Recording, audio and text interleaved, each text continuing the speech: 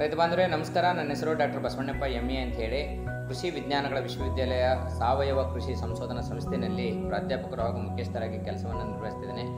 ನಿಮ್ಮೊಂದಿಗೆ ಇವತ್ತು ರೈಜೋಬಿಯಂ ಅಂದರೆ ಸಾರಜನಕವನ್ನು ಸ್ಥಿರೀಕರಿಸುವಂತಹ ಅಣುಜೀವ ಬಗ್ಗೆ ಮಾಹಿತಿಯನ್ನು ತಿಳಿದುಕೊಳ್ಳೋಣ.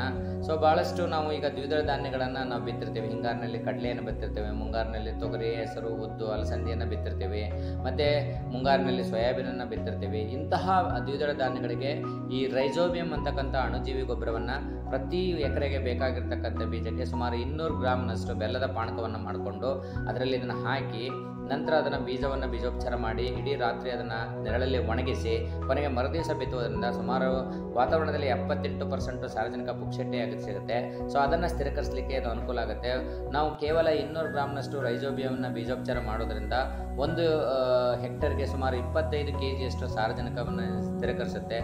ರೈತರು ರಾಸಾಯನಿಕ ಗೊಬ್ಬರಗಳನ್ನು ಹಾಕೋದ್ರಲ್ಲಿ ಕಮ್ಮಿ ಮಾಡ್ಬೋದು. ದಯವಿಟ್ಟು ಇದನ್ನು ರೈತರು ಎಲ್ಲ ದ್ವಿದಳ ಧಾನ್ಯಗಳಿಗೆ ಬೀಜೋಪಚಾರವನ್ನಾಗಿ ಬಳಸಬೇಕು ಅಂತೇಳಿ ನಾನು ತಮ್ಮಲ್ಲಿ ಕೇಳ್ಬೋದು.